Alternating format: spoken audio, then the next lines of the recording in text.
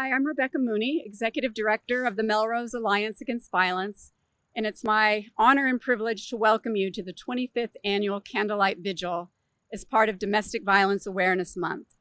It's a little different this year, and I'm sorry we can't all be together in person in the middle school auditorium as we usually do, but I am grateful that we have this chance to still take some time to honor the victims of domestic violence in our state and to renew our commitment to preventing further tragedies. This is the 25th anniversary of the Melrose Alliance Against Violence, and our theme this year is Lighting the Way Together. 10 years ago, we started a tradition of honoring an outstanding individual who has worked to end domestic violence. And our recipient this year has certainly been lighting the way for many years. Middlesex District Attorney Marian Ryan represents the largest county in Massachusetts with 54 cities and towns and 21 colleges. She's been a leader in domestic violence prevention and prosecution throughout her career, training prosecutors, police officers, and service providers on the warning signs of domestic violence. An innovative program that she actually brought here to Melrose and has brought throughout the county is called the Cut It Out program, where she trains hair salon professionals and personal care providers on recognizing the signs of abuse with their clients. She's been a staunch supporter of MAVE for many years, and most importantly, a tireless and compassionate advocate for victims of domestic violence. So it's my pleasure to present our Advocacy and Action Award this year to District Attorney Marian Ryan.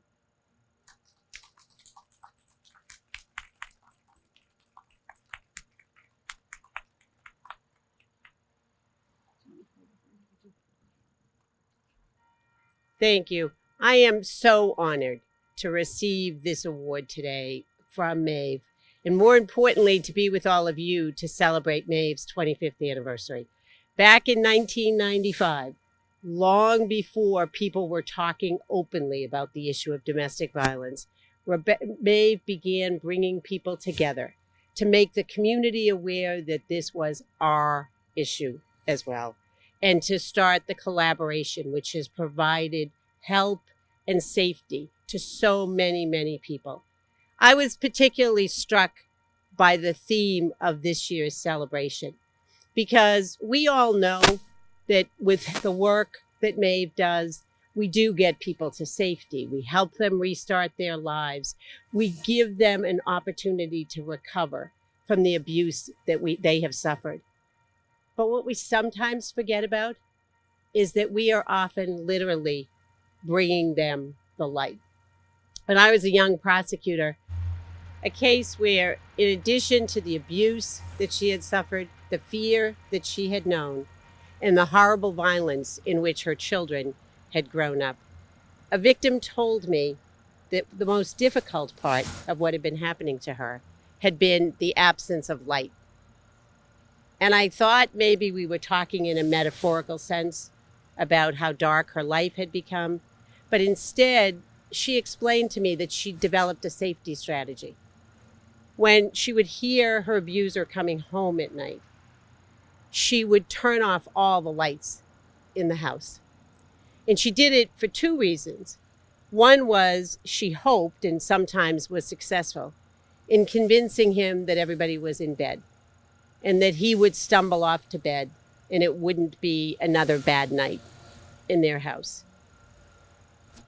She explained further that the second reason she did that was because when he was beating her, she didn't want to have to see it.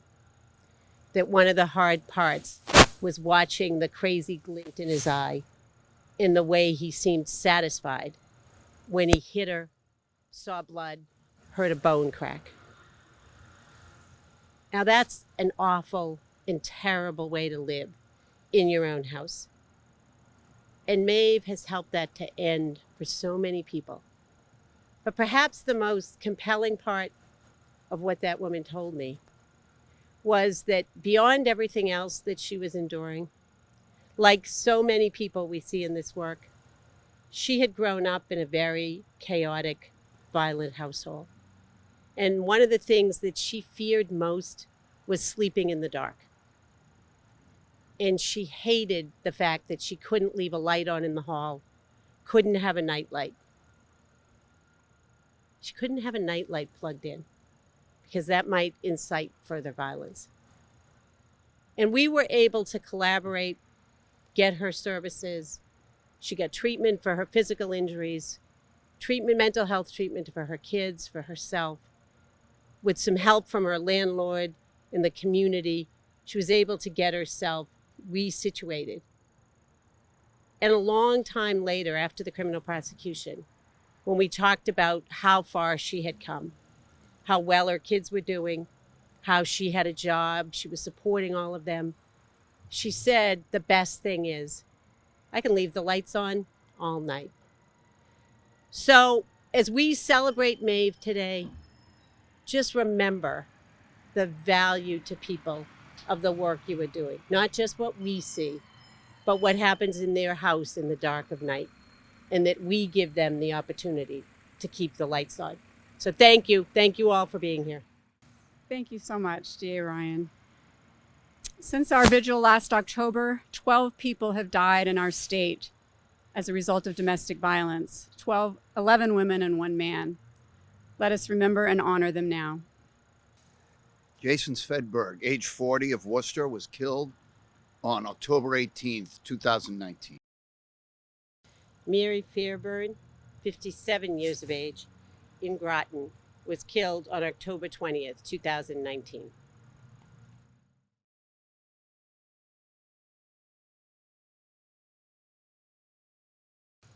Jamae Amons Madry, age 27, of Framingham, was killed on October 21st, 2019.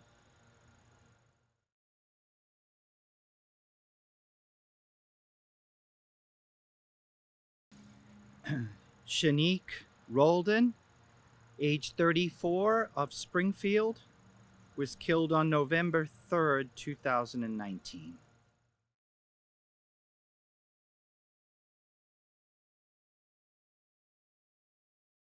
Charlie Cook, age 44, of North Adams, was killed on December 1st, 2019.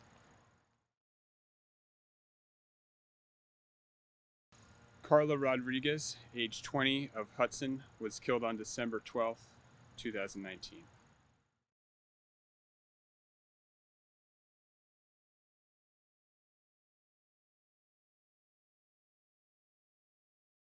Sandra Kumar, age 53, of Mashpee, was killed on March 26, 2020.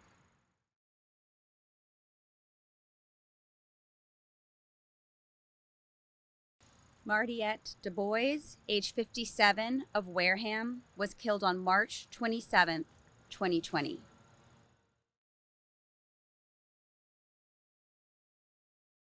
Kathleen McLean, age 45, of Dover, was killed on May 14th, 2020.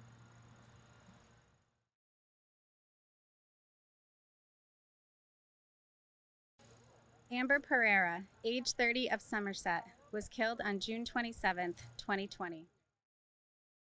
Migdalia Perez, age 47, of Gardner, was killed on August 8th, 2020.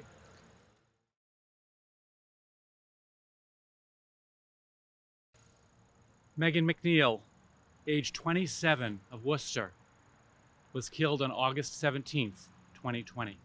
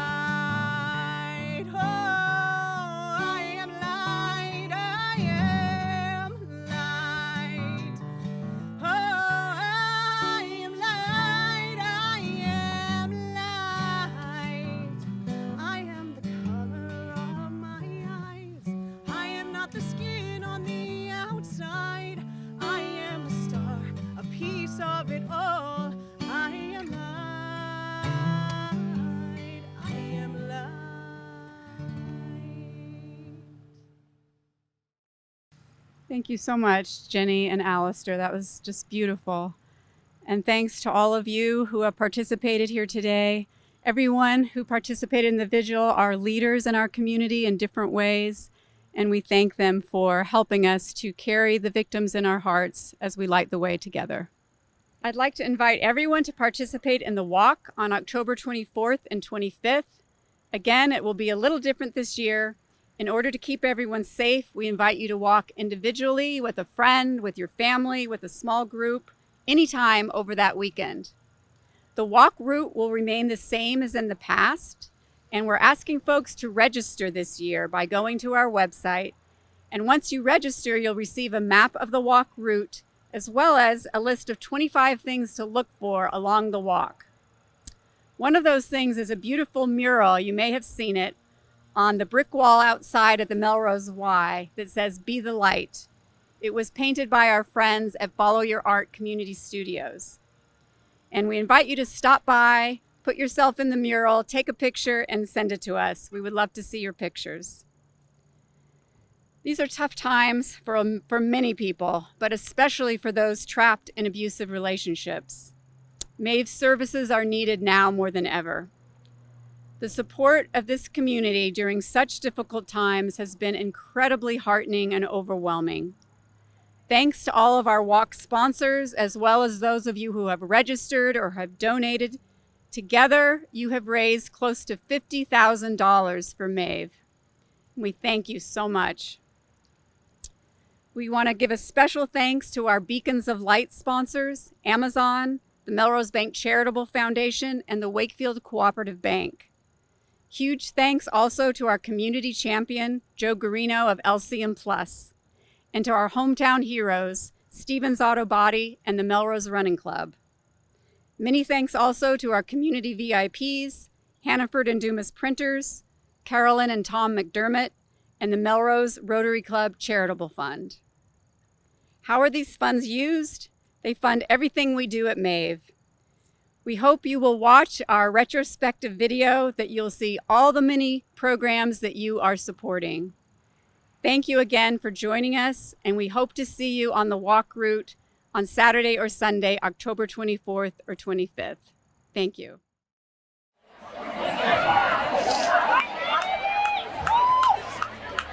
Ready? On your mark, get set. It was subtle over many years, just demeaning and belittling comments. At a certain point, it got physical.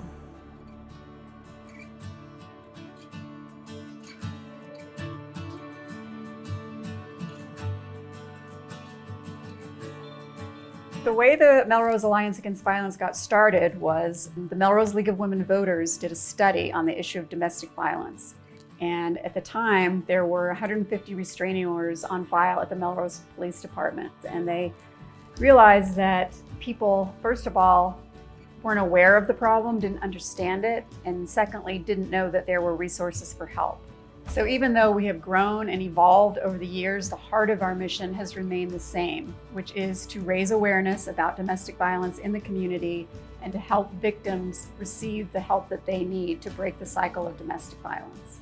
One of the first things that the organization did when it got started was to hold an annual walk and candlelight vigil to bring the community together and to remember the victims of domestic violence. That has become our signature event, and we have held that every October as part of Domestic Violence Awareness Month. And it has grown. We have added a lot of elements, singing, we've added activities for children to really make it a true community-wide event. And last year, we had a record number of people. We had 960 people attend. As part of the walk, about 10 years ago, we added a community art project, and it always ties in with the theme. We work closely with Chris Rodolico of Follow Your Art Community Studios, and we've had a path to hope. We had this huge mural. We had the theme, You Are Not Alone. People made buttons. One of the events that people are very familiar with in the community is the Melrose Run for Women, which is a road race that's held every Mother's Day for women. It attracts up to 1,000 women of all ages, and it's really organized and put on by the Melrose Running Club. There's no way that I would have been able to do really believe strongly that if you can prevent this problem from happening in the first place, that is the best route to go. We start at the 8th grade level.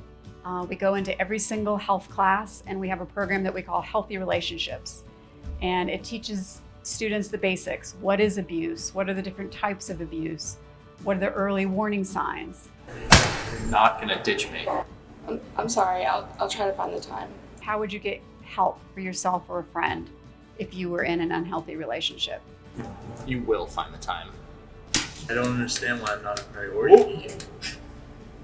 Sorry, dude. Hey, do you want to help me with my act for the talent show? Yeah, sure. Then at the high school level, we build on that. We have what we call our Student Action Board, and they are a group of 20 trained peer leaders. And pretty much everything we do at the high school level, we do through the Student Action Board.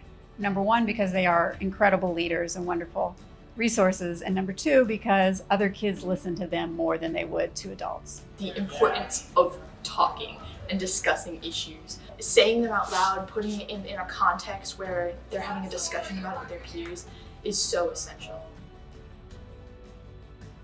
There's been such a wide variety of different types of people in the high school, and really got a lot of different opinions. That just helped me expand my view about these issues and helped, I think, everybody gain a better understanding.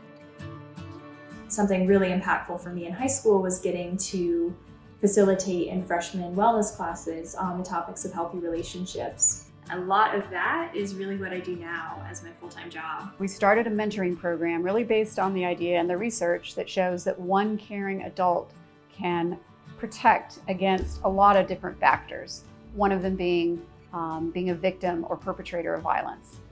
We've done a lot of training with teachers, with coaches, with parents, helping them understand the issue and to know what warning signs to look for and to know how to get help. We do everything from a booth at the Victorian Fair, we have articles in the newspaper, we have a newsletter we send out, we have a very active Facebook page. We're getting there with Instagram. The Community Coffee House, Voices Against Violence, is our way of getting the message out in a different way, through the arts. It really touches people's hearts, through singing, through music, through spoken word. In 2018, we started an initiative called Men for Maeve, which is men taking a stand, having a voice as allies against domestic violence. They had bright pink shirts made that said, "Are you man enough?"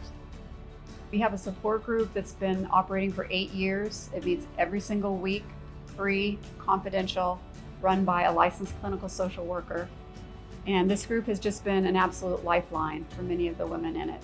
I started attending MAV's weekly support group for survivors of domestic violence and learned so much. For once, I felt empowered and not afraid. We have a small staff, but I think we are large in terms of our impact in the community.